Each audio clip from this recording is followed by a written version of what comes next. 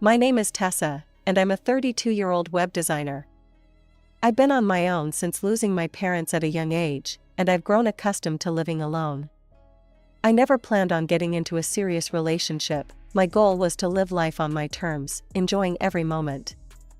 I bought a small apartment a few years back. It's not much, but it's mine, and I love it.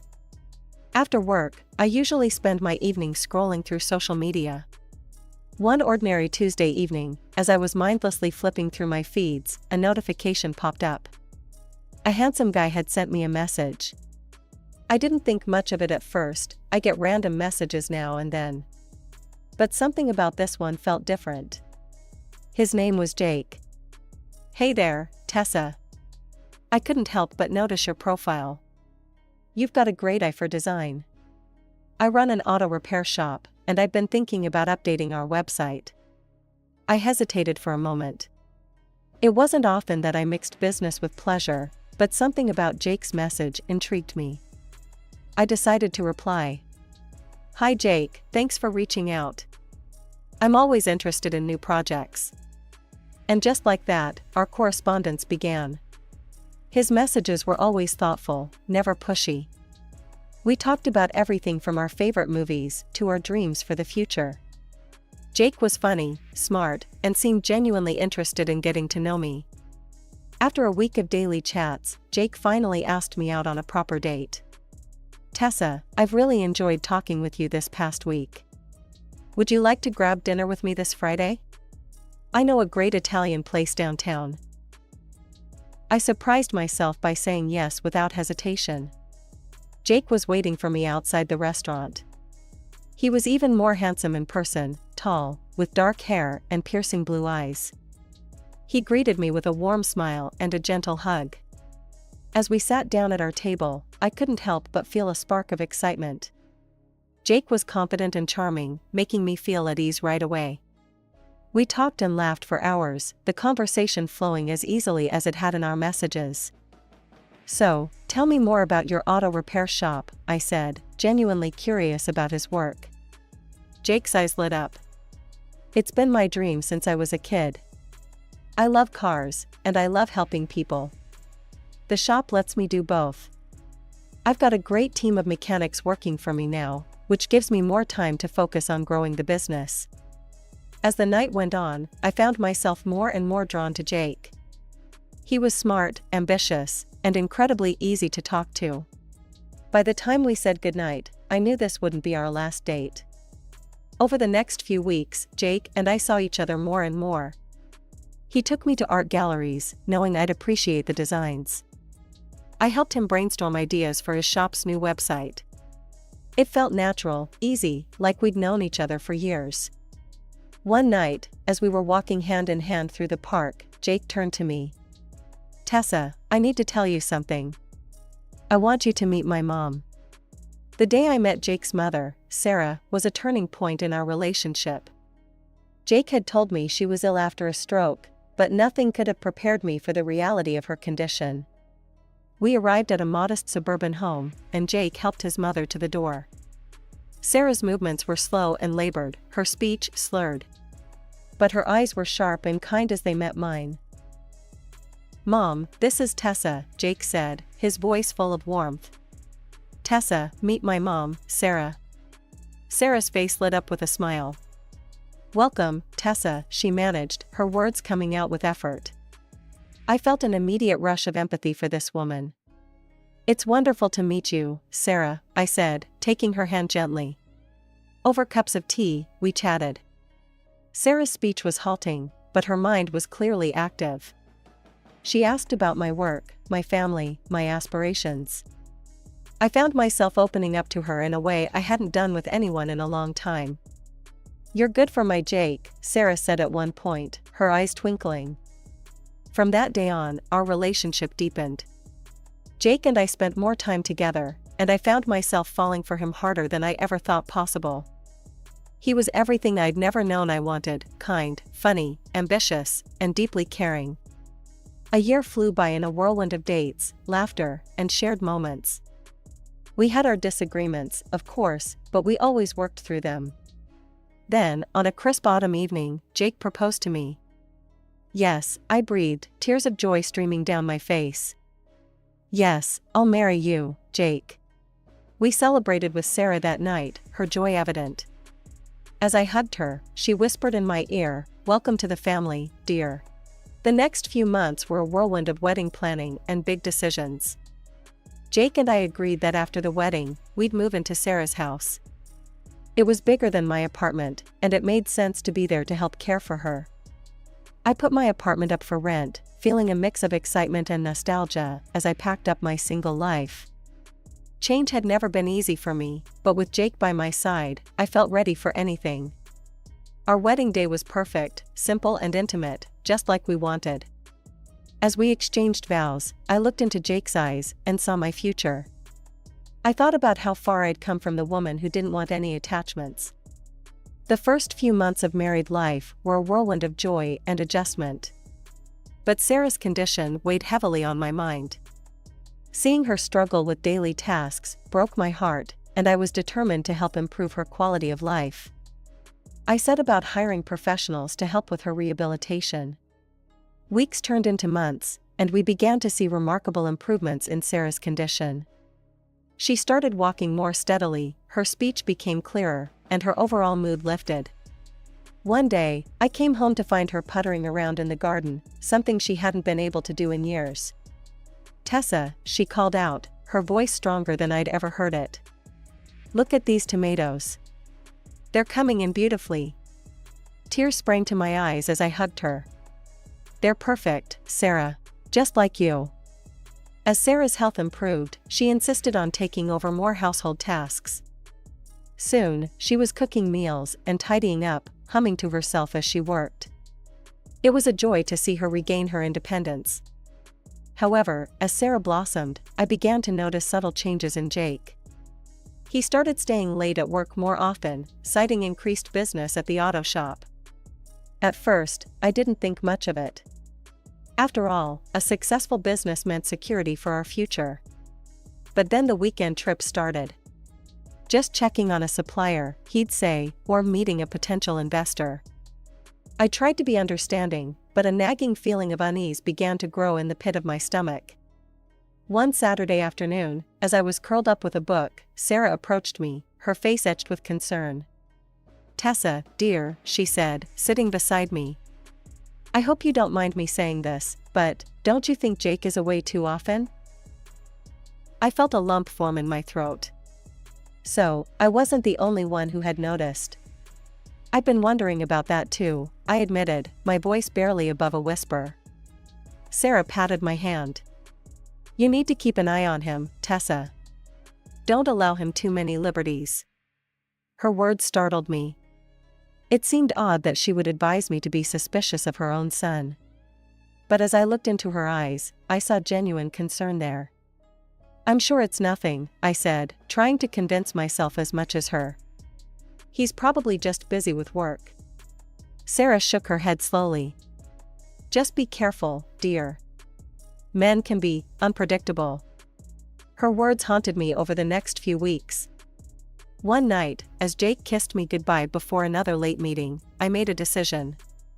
The next day, I contacted a private detective agency. It felt surreal, like something out of a movie. But as I sat across from the detective, explaining my suspicions, I knew it was the right thing to do. 3 weeks passed, each day a torment of doubt and anxiety. Finally, the detective called and scheduled an appointment. With a heavy heart, I went to his office, dreading what I might learn. The detective's words hit me like a physical blow. "Mrs. Collins, I'm sorry to report that your husband has been unfaithful. Not just with one woman, but several." He handed me a file, and as I flipped through it, my world shattered. Photos, text messages, hotel receipts, all damning evidence of Jake's infidelity. But what shocked me most was the meticulous organization of it all. "He's created a schedule," the detective explained, his voice uncomfortable. "Each woman has her designated day or time slot. It seems he's arranged it for his convenience." I left the office in a daze, clutching the file to my chest. When I arrived home, Jake wasn't there, probably with one of his mistresses, I thought bitterly. I collapsed on the sofa, overwhelmed by the weight of what I'd learned. Sarah found me there, tears streaming down my face. "Tessa, dear? What's wrong?" I couldn't hold it in. Through sobs, I showed her the detective's report, revealing the extent of Jake's betrayal. Sarah listened in silence, her face a mask of calm as she looked at the evidence of her son's numerous infidelities. When I finished, Sarah squeezed my hand gently. "You need to rest now, Tessa," she said, her voice steady. "You need a clear mind to make decisions. Go to bed, dear." Exhausted and emotionally drained, I nodded and headed to the guest room. I couldn't bear the thought of sleeping in the bed I shared with Jake. The next morning, I went to work, leaving Jake still asleep after his supposed night shift. I couldn't face him, couldn't trust myself to look at him without falling apart or lashing out. At work, I struggled to focus. My colleagues noticed my distraction, but I brushed off their concerns. I stayed late, buried in projects, anything to avoid going home. It was nearly midnight when I finally left the office. As I approached our house, a strange sight greeted me. The garage door was open, and I could hear an engine running. To my shock, I saw Sarah behind the wheel of Jake's pickup truck. She abruptly drove forward, bursting out of the garage. As she neared me, she slowed down. "Get in," she commanded, her voice sharp and urgent. Confused and alarmed, I obeyed without thinking. As soon as I closed the door, Sarah accelerated. In the rearview mirror, I saw Jake running after us, shouting and cursing. His face was contorted with rage, a side of him I'd never seen before. "Sarah, what's going on?" I asked, my voice shaking. But she kept her eyes on the road, her hands gripping the steering wheel tightly. For about 30 minutes, we drove in tense silence. I was too afraid to speak, worried that I might distract Sarah from the road. Finally, Sarah began to slow down. She carefully checked our surroundings, her eyes darting to the rearview mirror repeatedly. Satisfied that we weren't being followed, she pulled into a small, dimly lit roadside cafe. "Come on," she said, her voice barely above a whisper. "We need to talk." Inside the cafe, we ordered coffee. Once we were seated in a corner booth, Sarah leaned in close. "Tessa," she began, her voice a loud whisper. "An hour ago, I overheard Jake on the phone. He said he wanted to get rid of us. Both of us." I felt the blood drain from my face. "What? No, that can't be right. Jake wouldn't." Sarah's face fell as she saw my disbelief. Without a word, she reached into her purse and pulled out Jake's phone. "I found this in his car when I was leaving," she explained. "Look for yourself." With shaking hands, I took the phone. I knew Jake's passwords, we had always been open with each other. Or so I thought. I unlocked the phone and, following Sarah's guidance, opened his messaging apps. What I found made my blood run cold. There were messages to someone labeled nursing home director. As I read through the conversation, my horror grew. Jake was indeed planning to get rid of Sarah, not by killing her as she had feared, but by having her declared incapacitated and placed in a state nursing home. I quickly looked up reviews for the facility and felt sick to my stomach. "Sarah," I said, my voice breaking, "you're right. Jake was planning something terrible. He wants to put you in this nursing home, but the reviews are awful. The way they treat the elderly there." Sarah let out a long breath, a mix of relief and anger crossing her face. "At least he wasn't planning to kill me," she said, her voice bitter. "But Tessa, living in a place like that, it might as well be murder." With trembling hands, we continued our exploration of Jake's phone. The sheer volume of conversations with different women was overwhelming. These weren't just fleeting flirtations, they were full-blown affairs. My eyes caught on a particular exchange that made my blood run cold. "I can't wait to be rid of them both," Jake had written to one of his mistresses.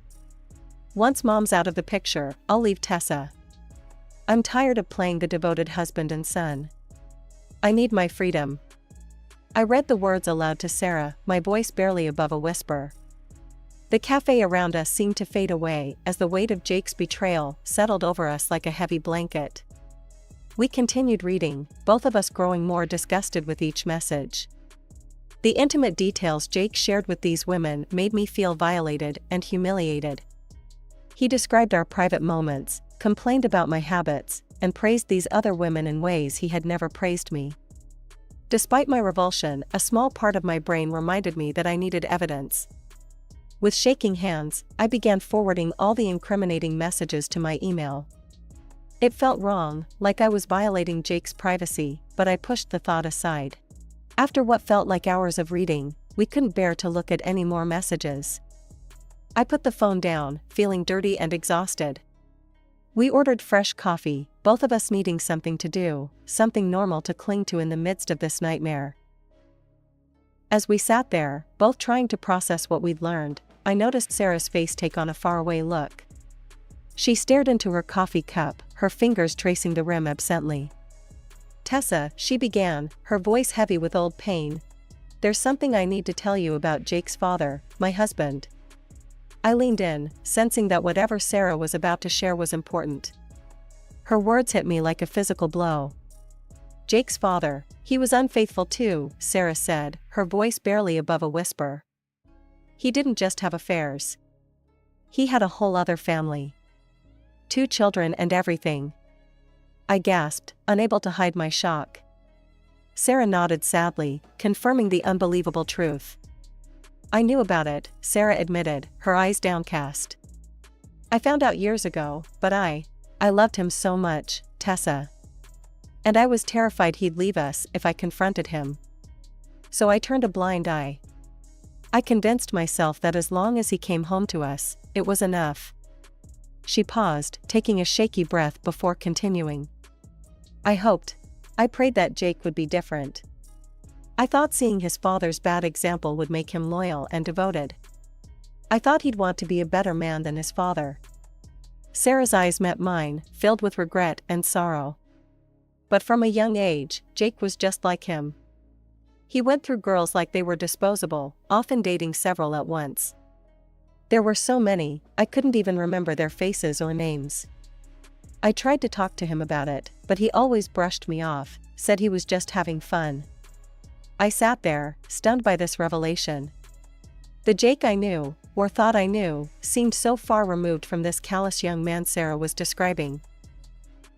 "When he married you, Tessa," Sarah continued, reaching out to grasp my hand, "I thought he'd finally changed. I liked you so much from the moment I met you. You were kind, intelligent, and you genuinely cared for Jake.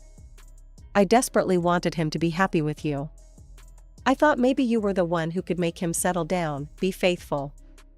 But now," she trailed off, shaking her head.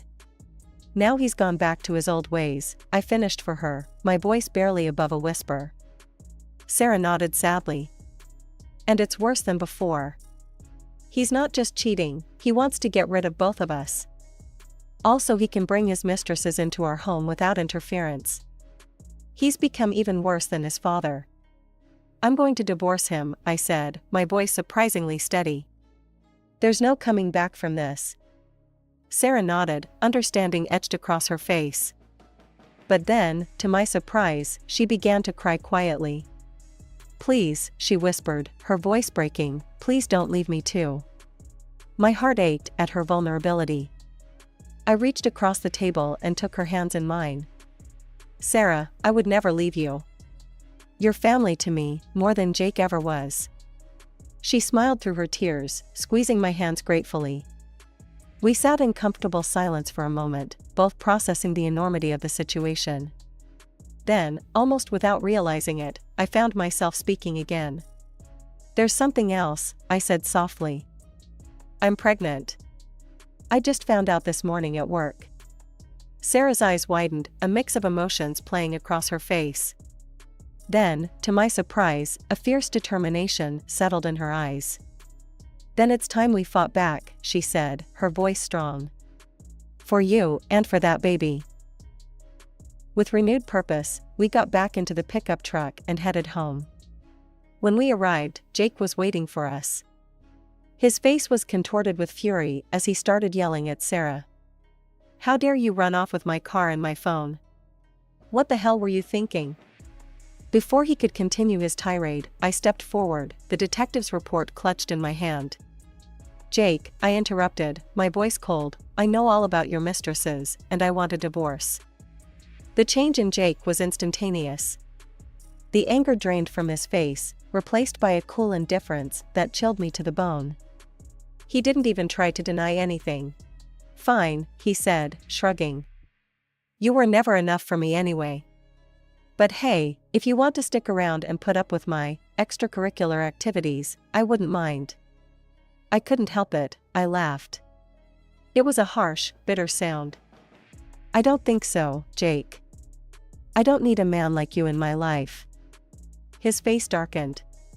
"Get out," he spat, pointing at the door. "This is my house. Get out now." Before I could respond, Sarah stepped forward. "Actually," she said, her voice steely, "this is my house. And I'll decide who stays and who goes." She turned to Jake, her eyes hard. "You need to leave, son." Jake looked shocked, as if he couldn't believe what he was hearing. "Mom," he spluttered, "I'm your son. She's nothing to you, just some woman I married. You can't choose her over me." Sarah reached out and took my hand, her grip firm and reassuring. "Tessa is like a daughter to me," she said. "And she's carrying my grandchild." Jake's eyes widened at this news. For a moment, I saw a flicker of the man I thought I had married. "You're pregnant?" he asked, his voice softer. Then I have to stay. The baby needs a father." I shook my head, feeling a surge of strength. "No, Jake. This child doesn't need a father like you. Someone who lies, cheats, and tries to abandon his own mother." Sarah nodded in agreement. "Tessa and the baby will stay here with me," she said firmly. "You need to leave, Jake. Now." Without another word, Jake turned and stormed out of the house, slamming the door behind him. In 6 months I sat in the courtroom, my hand resting protectively over my growing belly, as the judge delivered her verdict. Jake's numerous affairs, coupled with his attempts to manipulate both Sarah and me, weighed heavily in my favor. The judge's voice echoed through the room as she awarded me substantial compensation for Jake's infidelities. Sarah had made her own decisions in the wake of Jake's betrayal. She met with her lawyer and made changes to her will, officially disinheriting Jake. Instead, she bequeathed her house and all her savings to me and my unborn child. Months passed, and as my due date approached, Sarah and I settled into a comfortable routine. We transformed Jake's old room into a nursery, filling it with soft colors and hopeful dreams for the future. On a warm summer morning, my son came into the world. As I held him in my arms for the first time, Sarah by my side, I felt a profound sense of peace. Looking down at his tiny face, I saw endless possibilities, untainted by the shadows of the past. "Welcome to the world, little one," I whispered, feeling Sarah's comforting hand on my shoulder. As the days turned into weeks, and weeks into months, our little family unit grew stronger. Sarah doted on her grandson, her face lighting up every time he smiled or laughed. For my part, I found strength I never knew I had, juggling motherhood with my web design work, which I now did from home. One evening, as we sat on the porch watching the sunset, my son sleeping peacefully in my arms, Sarah turned to me with a smile. "You know," she said, "I used to worry about the kind of example Jake would set for his children. But now, looking at you and this little one, I'm filled with hope." I nodded, understanding exactly what she meant. "He'll grow up surrounded by love and integrity," I said, looking down at my sleeping son. "He'll never see the negative example of a father who only thinks about himself, his entertainment, and his mistresses." Sarah reached over and squeezed my hand. "We've been through so much, Tessa. But look at us now. We're stronger for it." As night fell and we headed inside, I realized that sometimes, the family you choose is stronger than the family you're born into. And in that choice, in that love, we had found our happy ending,